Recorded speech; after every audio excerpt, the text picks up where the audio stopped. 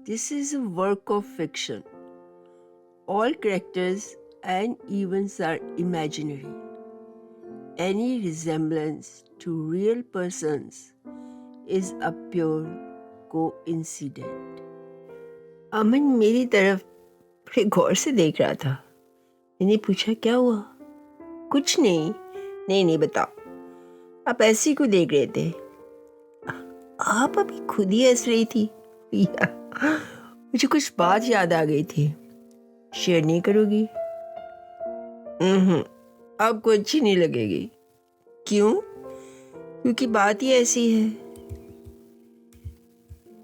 आप गुस्सा हो जाएंगे। अब तो मुझे ज़रूर सुनना है कि वे बात जो आपको हंसा सकती है मुझे गुस्सा कैसे दिला सकती है। पहले आप प्रॉमिस करो, अगर आपको बुरा भी लगे तो आप गुस्सा नहीं करेंगे। प्रॉमिस। वो भी स्माइल करने लगे। नीचे सब कह रहे थे कि बुआ जी को शादी पर कुछ नहीं दिया, और आज भी मेरी बुआ जी कुछ नहीं लाए। तो बस मुझे सोच के हंसी आ गई कि अमीर लोग भी ये सब सोचते हैं। ये तो आपने सही कहा। अभी भी वो सब पुराने ख्यालात के हैं। तभी आप बुरा मत मानो। नहीं, मैं तो सब बता रही थी। मैंने असल में ये सब पिक्चर में ही देखा था, इसलिए। और अब जब ऐसी कोई बात होती है तो मुझे वो सब बातें याद आ जाती हैं। अमन भी स्माइल करने लगे। आप पूरी फिल्मी है। क्या मैंने बताया तो था, पर सबके सामने ऐसे कभी नहीं हंसता, वरना डांट पड़ जाएगी। Okay, do not worry, I am not a fool, I know that. रात काफ़ी हो गई थी। मैंने कहा, अमन चलो बातें करते हैं। नहीं, सो जाओ, कल फिर सुबह उठना है। क्यों? और अमन हंसने लगे। मुझे काम पे भी जाना है।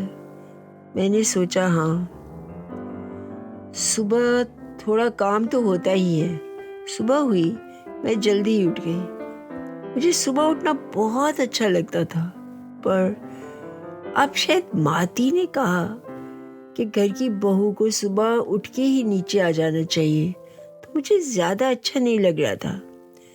जो भी कुछ दिल से करो वो हमेशा अच्छा ही लगता है, पर जहाँ फील हो थोड़ी मजबूरी तो वो मज़ा ख़त्म हो जाता है।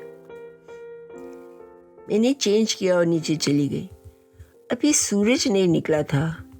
आसमान आहिस्ता आहिस्ता ऑरेंज सा हो रहा था। रंग फैलता गया और सूर्य ऊपर आ गया। मैंने लॉन में 5 चक्कर लगाए। तभी राम प्रसाद भी आ गया। उसने मुझे नमस्ते कहा और भैंसों की तरफ बढ़ गया। मैं भी उसके साथ ही भैंसों के पास चली गई। उसने भैंसों को हाथ से अच्छी तरह सहलाया, चारा दिया। मैं भी साथ देख रही थी, अच्छा लग रहा था। मैंने भी दूध निकालने की कोशिश की। अरे यार, काफ़ी ज़ोर लगता है अंगूठे का। दूध निकाल के मैं किचन में चली गई। बॉयल कर दिया। मुझे राम प्रसाद मना भी कर रहा था, बहू जी आप काम मत करें, पर मुझे मज़ा आ रहा था। फिर मैंने चाटी में दही डाला, मक्खन निकालने लगी। तब तक माती भी बाहर आ गई थे। उनको दूर से ही मत्था टेका, क्योंकि मेरे दोनों हाथ मक्खन से भरे हुए थे। तभी माती बोली, अरे नूर बेटा, तेरे हाथों में तो बड़ी बरकत है, क्या मक्खन निकला है। मैं खुश हो गई। हाथ धोकर मैंने माती को गले से लगा लिया। वो भी खुश हो गई। मैंने किचन में जाकर रात की एक रोटी निकाली, उसमें मक्खन डाला और थोड़ा सा नमक। और माती, आप ये सब खा के देखें, बहुत स्वाद और बहुत हेल्दी है। उन्होंने एक बाइट ली। हाँ, ये तो बहुत अच्छा है। तभी बुआ जी भी आ गई। अरे क्या कर रही हो नूर? मैंने उनको भी मत्था टेका। ठीक है बुआ जी, आप मुझे माती की तरह सीस क्यों नहीं दी? वो बुआ जी घबरा सी गई। उन्हें ख्याल ही नहीं था कि मैं ये कह सकती हूँ। हाँ, खुश रहे। मैनू भी चखा के दिता माती नू। जी जी, मैंने वैसे ही एक और रोटी में मक्खन डालकर उन्हें दे दिया। बड़ा स्वाद है। मैं खुश थी, दोनों को पसंद आया। मुझे सबको खुश करके बहुत ही अच्छा लगता था। और एक मैंने भी खा ली। अरे वाकई मुझे याद आ गया अपना बचपन। अपनी नानी के घर में यही करती थी। तभी अमन के लिए मैंने चाय कहकर आप ऊपर चली गई। अमन अभी भी सो रहे थे। मैंने सोचा चलो अमन की कबर्ड खोल के आज अपनी पसंद के कपड़े निकाल के देती हूँ। मैंने कबर्ड खोली, कपड़े देख रही थी, पर वहाँ पड़ी एक रोजरी देखी। अरे ये तो क्रिश्चियन की माला है और उस पर क्रॉस भी बना हुआ था। मे बी अमन को किसी दोस्त ने दी होगी। वो एक बॉक्स के बाहर निकल रही थी। मैंने उसको अच्छी तरह बॉक्स में डाला और बॉक्स बंद करके वहीं रख दिया। मुझे वो बहुत अच्छी लगी। तभी अमन की आंख खुल गई। मुझे अपनी कबर्ड के पास देखकर वो एकदम उठ गए। ये आप क्या कर रही हैं? और उन्होंने एकदम उठ के अपनी कबर्ड बंद कर दी। मुझे अच्छा नहीं लगा, पर मेरी कबर्ड को कोई हाथ लगाए तो मुझे बहुत बुरा लगता है। He was very very serious. मैं डर सी गई। सॉरी, मुझे नहीं पता था। मैं तो प्लीज आगे से ख्याल रखें। जी जी जी। तभी रामू चाय लेके आ गया। चलो चलो चाय पीते हैं। पर अमन का मूड ज्यादा ही खराब था। गुस्से से ज्यादा उनके मुंह पे परेशानी थी। मैं पूछने लगी थी कि आपके कबर्ड में रोजरी किसकी है, पर मेरी हिम्मत नहीं हुई। चाय पी के अमन बाथरूम चले गए। मुझे पता नहीं क्यों रह रहकर उस रोजरी का ख्याल आ रहा था। दिन अच्छी तरह से ही निकल गया। रात को तैयार होके सब मेरी बुआ जी के घर चले गए। बड़े पापा और मामा नहीं गए। जाने से पहले प्रीत ने मुझे डायमंड का बड़ा सेट पहना दिया। ब्लू के साथ डायमंड बहुत ही खूबसूरत लग रहे थे। बुआ जी के घर पहुंचे। वो ग्रीन पार्क में रहते थे। उनकी बुआ जी बोली, घर तो बड़ा सोना लग रहा है। मैंने बेल दी। बिट्टू ने दरवाज़ा खोल दिया। सब अंदर आ गए। आजा आजा, हम तेरा ही इंतज़ार कर रहे थे। बुआ जी ने मुझे ज़ोर से गले लगा लिया और सबको अच्छी तरह से ड्राइंग रूम में बिठा दिया। बुआ जी और अंकल और सब भाई भी आ गए। सब खुश थे। बाद में उन्होंने सबसे आराम से पूछा कि आप क्या लेंगे, चाय या कॉफ़ी? नहीं नहीं नहीं, बस थोड़ा थोड़ा कुछ पानी दे दीजिए, हम डिनर ही खाएंगे। हम जरा जल्दी डिनर खा लेते हैं। डिनर के बाद सब फिर ड्राइंग रूम में आ गए। बुआ जी तो मेरी तारीफ करते कभी भी नहीं थकती थी और यहाँ भी यही कर रही थी। सब एंजॉय कर रहे थे, पर प्रीत और अमन की बुआ थोड़े अनकंफर्टेबल से हो रहे थे। बुआ जी ने सबसे पूछा, आप कॉफ़ी लेंगी? माती और बुआ जी ने इनकार कर दिया, पर बाकी सब ने कॉफ़ी एंजॉय की। जाने से पहले उन्होंने सबको गिफ्ट दिया। मैंने पहले ही अंदर जाके बुआ जी को बताया था कि सब चाह रहे हैं आप इनकी बुआ जी को कुछ गोल्ड का गिफ्ट दें। बुआ जी पहले तो हैरान हुई, मांग रहे हैं? प्लीज़ बुआ जी, ये तो कहीं वो मेरे से गुस्से न हो जाए। पर नूर, ये तो गलत बात है। प्लीज़ बुआ जी, for my sake. Okay okay, मेरे पास एक सोने की चेन पड़ी है, वही दे देती हूँ। थैंक्स बुआ जी। और मैं उन्हें ज़ोर से हग कर दिया। You are the best. पर नूर, बी केयरफुल, आगे से कहीं बार बार ना कुछ मांगे। और आप प्लीज़ अमन को ज़रूर बता देना, जो भी कुछ हो अमन को सब पता होना चाहिए, उससे कुछ छुपा नहीं रहना चाहिए। जी जी जी जी, मैं बता दूंगी घर जाके। सब घर पहुंचे, खुश भी थे। बुआ जी ने घर जाके अपना गिफ्ट खोला। गोल्ड चेन है, ठीक है, नवी नहीं लगती। मैं कहने लगी थी कि रात को नई चेन कहाँ से आएगी, पर मैं चुपचाप मत्था टेक के और सबको गुड नाइट करके ऊपर आ गई। अमन को मैंने बताना चाहा, वो मूड में नहीं था, काफ़ी थक गए थे। सुबह फिर वही, जब सब काम करके मैं अमन की चाय का कहकर ऊपर जाने लगी तो प्रीत ने आवाज़ दी, नूर, डायमंड का नेकलेस कहाँ है? जी, सूट के साथ ही था, वो तो रामी नीचे ले आई, पर नेकलेस नहीं आया। पता नहीं, इन्हें तो उधर ही रख दिया था शायद। तेरी बुआ को डायमंड का नेकलेस बहुत ही खूबसूरत लग रहा था, कहीं वहां तो नहीं गिरा आई?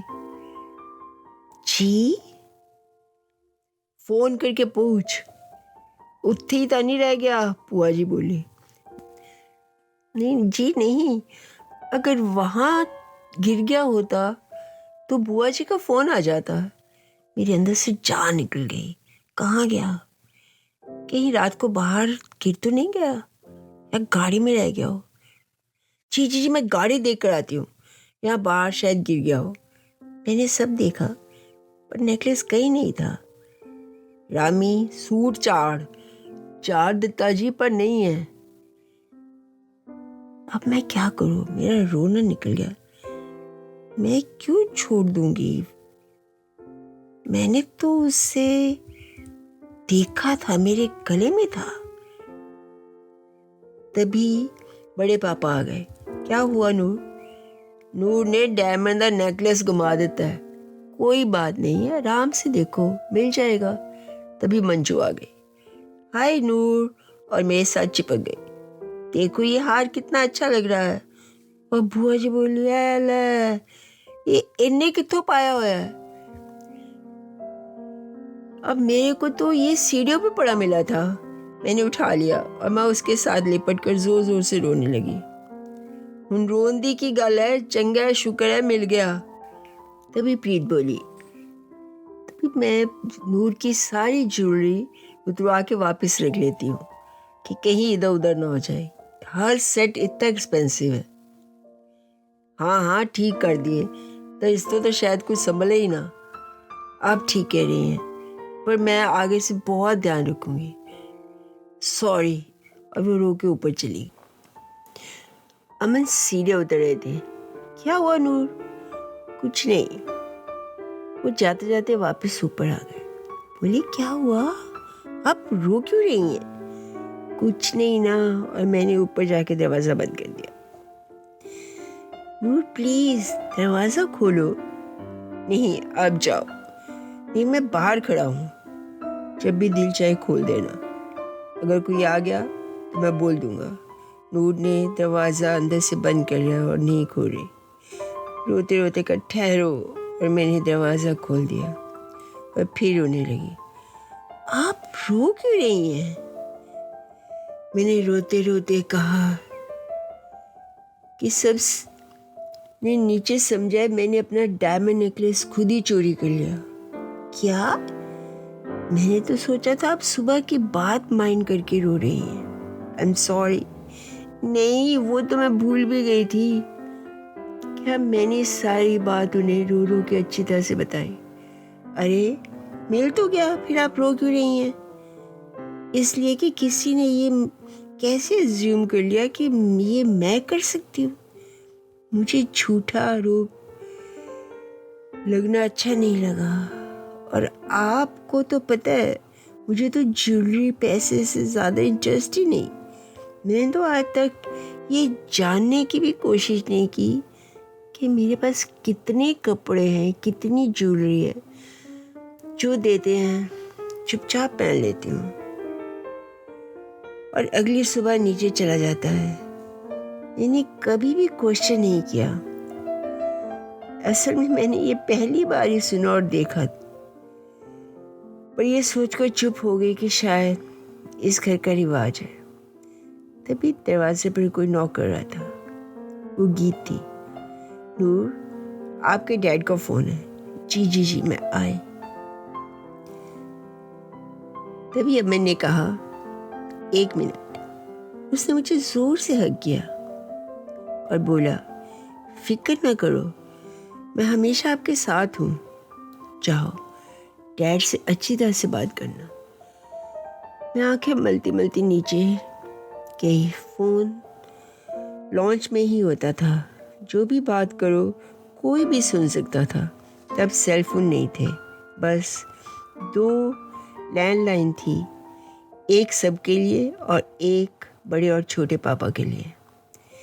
मैं डैड की आवाज़ सुनकर और भी सेंटी हो गई। अरे नूर बेटा, क्या हुआ? डैड, आपने तो मुझे भुला ही दिया। नहीं बेटा, मैंने तो पहले भी कॉल की थी, पर आप ही घर पे नहीं थी। अरे मुझे ये किसी ने बताया ही नहीं। चलो छोड़ो डैड, आपसे मुझे बहुत याद आते हो। बेटा, आप यहाँ कब आ रहे हो? सब आपकी वेट कर रहे हैं, बस माती से पूछ कर बताऊंगी। डैड, वहाँ सब कैसे हैं? बस बेटा, दिन रात तेरी बातें। तेरे फ्रेंड्स भी तुम्हें बहुत मिस करते हैं, अक्सर मौली के साथ घर आ जाते हैं। जल्दी आ जाना, तेरा प्रिंसिपल भी पूछ रहा था। मैं इससे ही खुश हो गई कि मेरे फ्रेंड्स मुझे मिस कर रहे हैं। डैड, मैंने हिम्मत करके पूछ लिया। और मॉम? हाँ बेटा, वो भी ठीक है। सच्ची? हाँ हाँ सच्ची। चलो, मैं हॉस्पिटल में हूँ, रात को घर से कॉल करूँगा, तब सबसे बात कर लेना। Okay dad. यार हंस तो दे। हाँ डैड, मैं बहुत खुश हूँ। आवाज़ से तो नहीं लग रहा। हूँ ही खुश हूँ। ओके, पर प्लीज़ कॉल मुझे करती रहा कर। सब ठीक है, प्रॉमिस। हाँ, थोड़ा थोड़ा। अच्छा बाय। ओके बेटा। तभी मैंने देखा गीत वहीं थी। तभी मैंने कहा, जी कोई बात? नहीं नहीं नहीं, मुझे एहसास है नूर कि आपके साथ आज बहुत गलत हुआ। बुआ जी छोटी सी बात को बढ़ा देती हैं, पर क्यों? क्या मैं उन्हें अच्छी नहीं लगती? आपको ऐसा ऐसा सब पता लग जाएगा। गीत घर में सबसे छोटी थी, पर मेरे से काफ़ी बड़ी, पर मैं फ्रेंडली थी। मुझे वो और कबीर अच्छे लगते थे। अभी तक मैंने देखा था कि बड़ी मॉम ज़्यादा किसी चीज़ में इंटरेस्ट नहीं लेती थी। तभी अमन आ गए। बोली, अमन, आप नूर को साथ क्यों नहीं ले जाते? थोड़ा घूमेंगी, आपके साथ तो बेटर फील करेगी। मैं माती को बता दूंगी। चलो नूर। हाँ नूर, मैं जाऊं? हाँ, मैं बोला ना, जाओ, मैं बता दूंगी माती को। थैंक्स किस बात का? अभी मैं और प्रीत और बड़ी मॉम भी तो किटी पार्टी पे जा रहे हैं। तो माती और बुआ जी? अरे वो दोनों हैं ना, तुम्हें उन्हें उनकी फिक्र करने की कोई ज़रूरत नहीं। रामी भी उनके पास है। मुझे अमन ने इशारे से बाहर बुला लिया। अमन ने ड्राइवर से चाबी ली और खुद ही ड्राइव करने लगे। तभी उन्होंने मजाक में पूछा, क्या आपको ड्राइविंग आती है? जी रियली?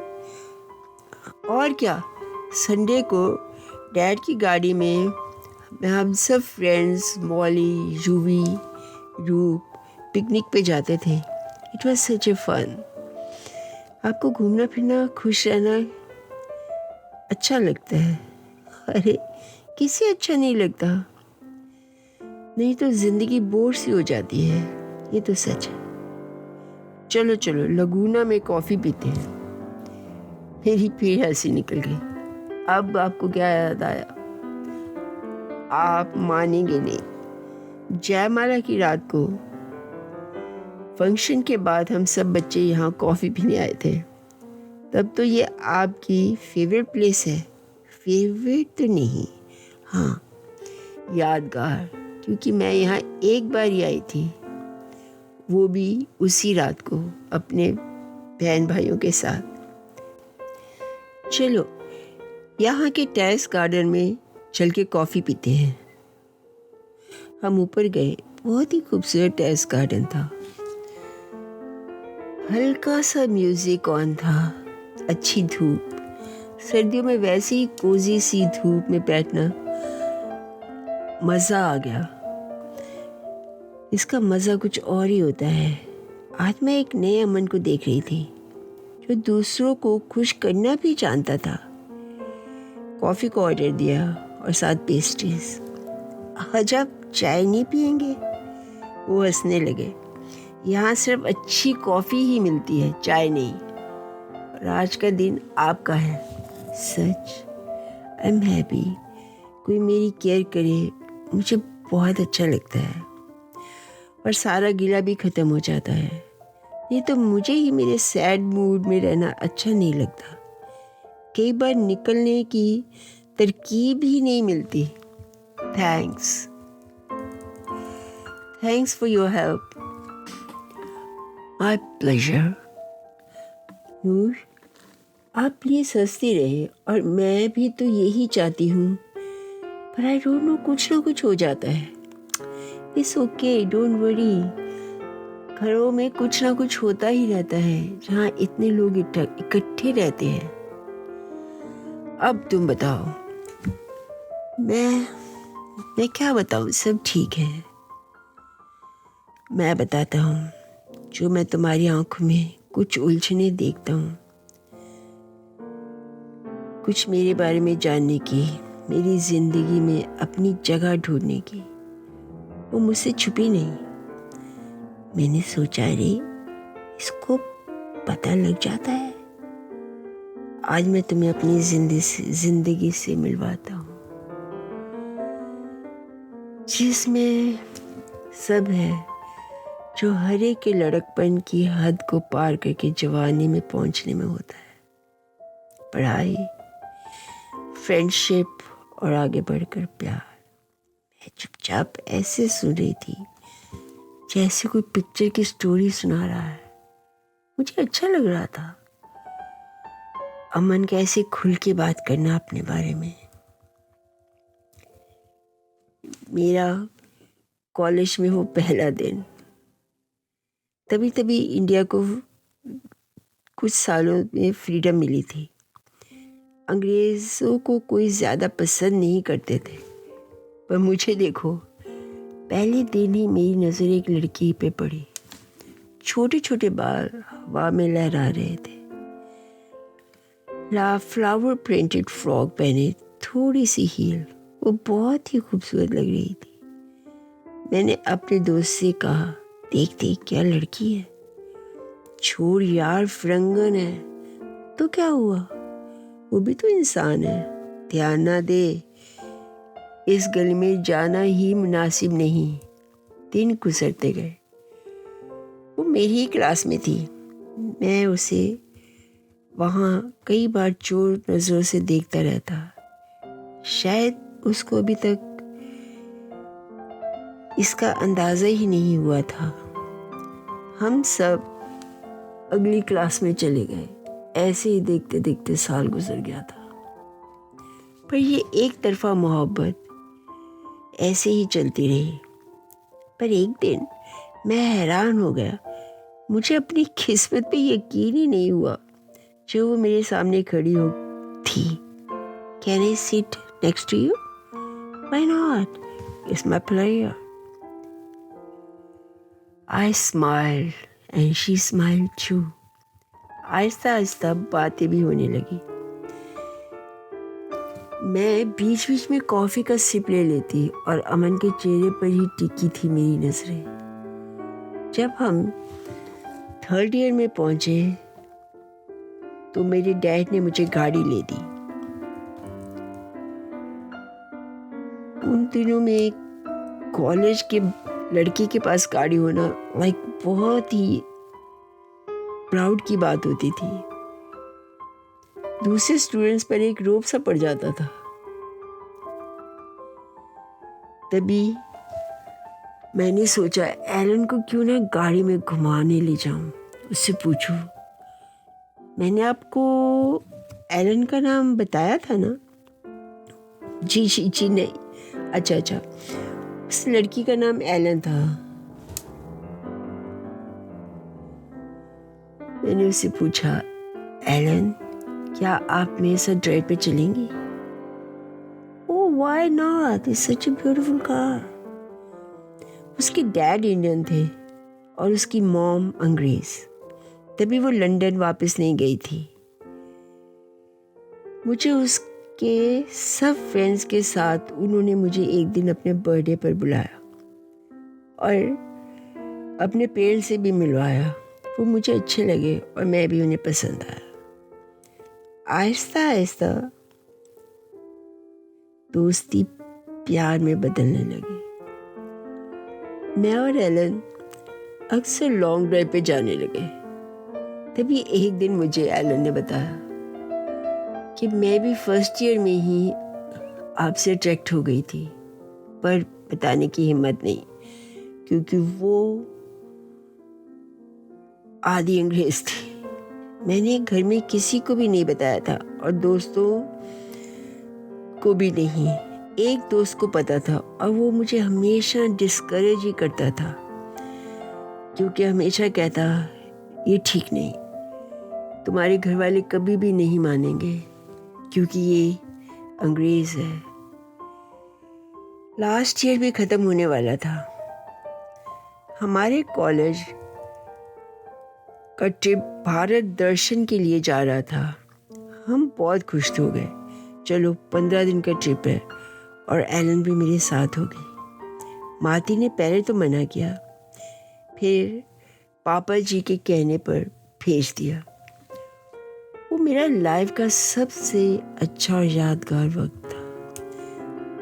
तभी अब मैंने कहा, एक कप कॉफ़ी और, या व्हाई नॉट? तुम बोर तो नहीं हो रही? नहीं, मुझे तो अच्छा लग रहा है, प्लीज़ आगे बताओ। और मैं एक नए अमन को मिल रही थी, जो आप नहीं लगते।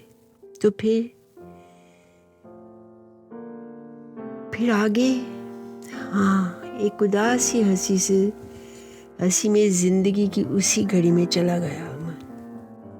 उसने बोला, मुझे एक शरारत सूझी और मैं अपने दोस्तों को बोला, चलो ट्रिप की बजाय हम अपनी गाड़ी में चलें, 15 दिन घूम के फिर वापस आ जाएंगे ट्रिप के साथ ही। यार नहीं, अगर घर वालों को पता चल गया? कैसे? अबे जब तू गाड़ी लेके जाएगा तो क्या हो कहेंगे? मैंने उसका भी सोच लिया है। मैं कह दूंगा गाड़ी का छोटा सा एक्सीडेंट हो गया और गाड़ी को मैकेनिक के पास भेजनी पड़ेगी।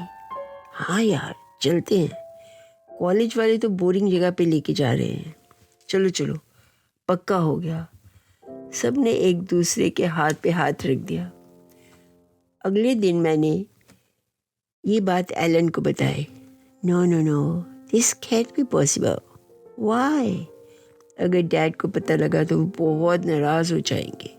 और mom, no, she doesn't care much. चलो, सिर्फ उनको बता देना, वो बाद में तुम्हारे डैड को खुद ही बता देगी। अमन, तुम बहुत नॉटी होते जा रहे हो। मैडम, प्यार ही ये सब कराता है। प्यार किया है तो मिलने के रास्ते भी तो निकालने पड़ेंगे। वो जोर जोर से हंसने लगी। तुम हंसती हो तो मोतियों जैसे दांत तुम्हारी हंसी को 4 चांद लगा देते हैं। Alan, you are very beautiful. पर अमन, मैं तुमसे लंबी हूँ और आई थिंक इंडियन लोग बुरा मानते हैं अगर लड़की लड़के से लंबी हो। यार यही तो सबसे बड़ा प्लस पॉइंट है तुम में। कैसे? तुम लंबी हो तो हमारे बच्चे भी लंबे होंगे। तभी तो मेरे दिमाग में आया, यार अगर ये बच्चों तक पहुंच गए थे तो इन्होंने शादी क्यों नहीं की? और वो कहाँ है? इन ख्यालों में खो गए तुम। नहीं, आप बोलो। अमन फिर से शुरू हो गए, जैसे उसे पूरा दिल खाली करके ही चैन आएगा। मेरा एक्सीडेंट वाला प्लान काम कर गया। मैंने मैकेनिक को भी पक्का कर लिया। वो घर से गाड़ी ले जाएगा और बाद में हम उससे गाड़ी पिक कर लेंगे। माँ थी तो इसी में ही खुश थी कि एक्सीडेंट में मुझे कुछ लगी नहीं। पापा जी एक बार जरूर कहा, गाड़ी देखकर आहिस्ता चलाया कर। जी जी जी पापा जी। प्लान के मुताबिक हम तीनों दोस्त सुबह ही मैकेनिक से गाड़ी ले आए। रास्ते में एलन और उसकी फ्रेंड इंदू को पिक कर लिया। लो जी, हम निकल पड़े अपने सपनों के सफर पे। इंदू और देव भी एक दूसरे से प्यार करते थे। सिर्फ राजन को ही अभी तक कोई हमसफर नहीं मिला था और वो हमें छेड़ता भी रहता। तुम लोगों ने तो अपनी अपनी गर्लफ्रेंड्स ले ली, अरे मेरा भी कुछ करो। कोई नहीं करता, खुद ही करना पड़ता है ये सब। और फिक्र ना कर, मिल जाएगी, अभी कौन सा तू बूढ़ा हो रहा है। और हम सब हंसने लगे। हम सबसे पहले आगरा गए। एलन को ताजमहल देखना था, बहुत क्रेजी थी वो इसके लिए। पूरनमाशी का पूरा चांद, दूर से दुला ताजमहल देखते ही बनता था। वहाँ हमने एक दूसरे को पहली बार आई लव यू कहा था।